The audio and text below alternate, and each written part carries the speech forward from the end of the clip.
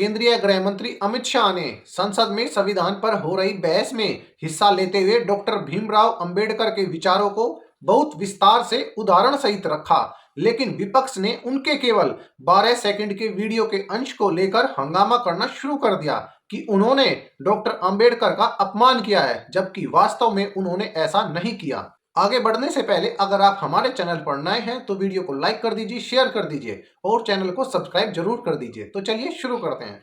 Doctor Bhimrao Ramji Ambedkar यानी संविधान के निर्माता और स्वतंत्र भारत के पहले कानून मंत्री, इससे भी बढ़कर जातिगत भेद के लिए हिंदू समाज को झकझोरने, जगाने और शासन संविधान की व्यवस्था के माध्यम से इस भेदभाव को समाप्त करने की राह बनाने वाले राष्ट्र पुरुष। आज भले कितने वामपंथी, कांग्रेसी या मुस्लिम ठप्पे वाले मायावी अंबेडकर भक्त बाबा साहेब की मूर्ति पर फूल चढ़ाते या उनके दिखाए मार्ग पर चलने की कस्में खाते दिखें, लेकिन सच्चाई यही है कि बाबा साहेब को कांग्रेस और वामपंथी संगठनों से भारी अन्याय, षड्यंत्र और अपमान का सामना करना पड़ा था। भारतीय राजनीति, समाज और आर्थिक ढांचे में उनके योगदान अद्वितीय थे, लेकिन उनकी नीतियों और विचारों को लगातार आलोचना, विरोध, उपेक्षा और तो और राजनीतिक षड्यंत्रों तक का सामना करना पड़ा। बाबा साहेब की मेधा और प्रतिभा को कुचलने का सबसे बड़ा षड्यंत्र अगर किसी ने किया तो उसमें सबसे पहले नाम आता है कांग्रेस और नेहरू का। स्वतंत्रता के बाद भारत में पहले आम चुनाव हुए और डॉक्टर अंबेडकर ने उत्तर मुंबई से चुनाव लड़ा। कांग्रेस ने उन्हें हराने के लिए एक दूध बेचने वाले नारायण कजरोलकर को उम्मीदवार बनाया। तत्कालीन प्रधानमंत्री जवाहरलाल नेहरू ने डॉक्टर अंबेडकर के विरुद्ध चुनाव प्रचार किया। पद्म भूषण धनंजय कीर अपनी पुस्तक डॉक्टर बाबा साहेब अंबेडकर जीवन चरित्र के पृष्ठ संख्या 418 में लिखते हैं कि मुंबई की जनता ने मुझे इतना बड़ा समर्थन दिया तो वह आखिर कैसे बर्बाद हो गया। चुनाव आयुक्त को इसकी जांच करनी चाहिए। चुनाव में भारी धांधली हुई, कुल 78,000 वोट रद्द कर दिए गए, जिसके चलते डॉक्टर अंबेडकर करीब 14,000 मतों से हार गए। समाजवादी नेता जयप्रकाश नारायण ने भी चुनाव की निष्पक्षता पर सवाल उठाया। कई मौकों पर बाबा साहेब का अपमान हुआ। नेहरू इसमें निजी तौर पर दखल और दिलचस्पी रखते थे। अपनी नितांत व्यक्तिगत बातचीत में भी इसका उल्लेख करने में संकोच नहीं करते थे। इसकी बानगी नेहरू द्वारा लेडी माउंटबेटन को लिखी चिट्ठी 16 जनवरी 1952 में भी दिखाई देती है। बंबई शहर में और काफी हद तक बंबई प्रांत में हमारी सफलता अपेक्षा से कहीं अधिक रही। अंबेडकर को बाहर कर दिया गया। समाजवादियों ने बिल्कुल भी अच्छा प्रदर्शन नहीं किया। कम्युनिस्टों ने, या यूं कहें कि कम्युनिस्ट नेतृत्व वाले समूह ने उम्मीद से कहीं बेहतर प्रदर्शन किया। कांग्रेस को छोड़कर किसी अन्य पार्टी ने कोई खास प्रभाव नहीं छोड़ा। फिर कई निर्दलीय भी हैं जो चुपके से आ गए हैं। डॉक्टर अंबेडकर की पत्नी डॉक्टर सावित्रीबाई अंबेडकर ने कमलकांत चित्रे को लिखे पत्र में लिखा, राजनीति डॉक्टर साहब का जीवन है, वही उनकी मानसिक और शारीरिक स्वास्थ्य के लिए शक्तिवर्धक दवा है। इस हार ने न केवल डॉक्टर अंबेडकर को मानसिक रूप से प्रभावित किया, बल्कि उनकी सेहत भी गिरने लगी।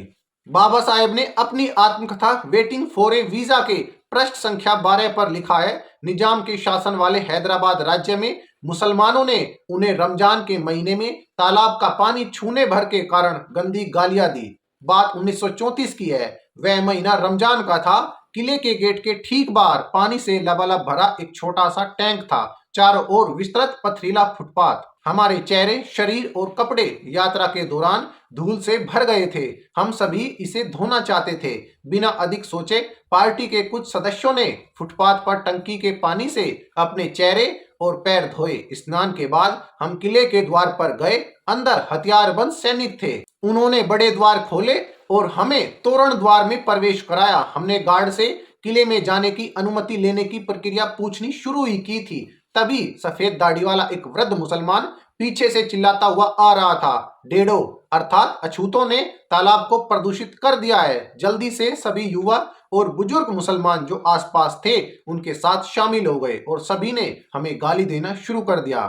ढेड़ अहंकारी हो गए हैं। ढेड़ अपना धर्म भूल गए, अर्थात नीच और अपमानित बने रहना। ढेड़ों को सबक सिखाया जाना चाहिए। स्वतंत्रता के बाद डॉक्टर अंबेडकर को नेहरू मंत्रिमंडल में कानून मंत्री नियुक्त किया गया, लेकिन जब उन्होंने हिंदू कोड बिल प्रस्तुत किया तो कांग्रेस ने इसका जोरदार विरोध किया। इस विरोध के कारण डॉक्टर अंबेडकर ने मंत्रिमंडल से इस्तीफा दे दिया, जो कांग्रेस की सुधार विरोधी मानसिकता को दर्शाता है। नेहरू और कांग्रेस नेतृत्व के पत्र और कार्य स्पष्ट करते हैं कि उन्होंने डॉक्टर अंबेडकर के प्रभाव को कमजोर करने के लिए साजिशें रची। याद रखिए, नेहरू जी की ही तरह डॉक्टर अंबेडकर यदि किसी और को खटकते थे तो वे थे वामपंथी। अब जरा कम्युनिस्टों की भूमिका भी देख लें। वामपंथी नेताओं ने चुनाव में डॉक्टर अंबेडकर के खिलाफ प्रचार किया और उन्हें देशद्रोही तक कह डाला। अमेरिकी लेखक गेल ओमवेट अपनी किताब अंबेडकर प्रबुद्ध भारत की ओर के पृष्ठ संख्या 133 पर लिखती हैं, 1952 के चुनाव में हार के बाद डॉक्टर अंबेडकर ने अदालत में केस दायर किया, जिसमें उन्होंने आरोप लगाया वामपंथियों ने श्रीपाद अमृत ढांगे के नेतृत्व में उनके खिलाफ धोखाधड़ी की थी। डॉक्टर अंबेडकर ने मार्क्सवाद और साम्यवाद की तीखी आलोचना की थी। उन्होंने इसे भारतीय समाज के लिए अनुपयुक्त और दलित समाज के लिए नुकसानदेह बताया। इस वैचारिक मतभेद ने वामपंथी संगठनों को उनके खिलाफ अभियान चलाने के लिए प्रेरित किया। डॉक्टर अंबेडकर ने कांग्रेस और वामपंथियों के षड्यंत्र और अन्याय का कड़ा विरोध किया। उन्होंने इसे भारतीय राजनीति में नैतिकता और लोकतंत्र के लिए खतरनाक बताया। डॉक्टर अंबेडकर ने कहा, कांग्रेस का दलितों के उत्थान से कोई सरोकार नहीं है। उनका मुख्य उद्देश्य सत्ता पर एकाधिकार बनाए रखना है। डॉक्टर अंबेडकर ने वामपंथी विचारधारा को आर्थिक समानता के नाम पर लोकतांत्रिक स्वतंत्रता के खिलाफ एक षड्यंत्र कहा था।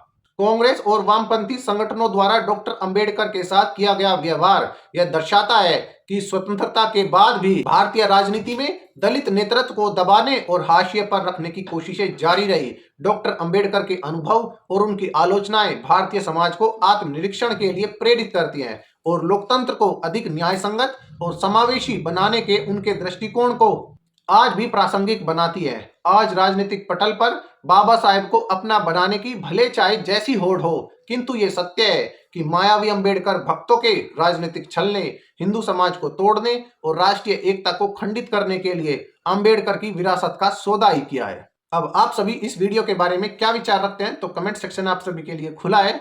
अपने विचार रखिए और जाते आते वीडियो को लाइक कीजिए, शेयर कीजिए और चैनल को सब्सक्राइब जरूर कीजिए।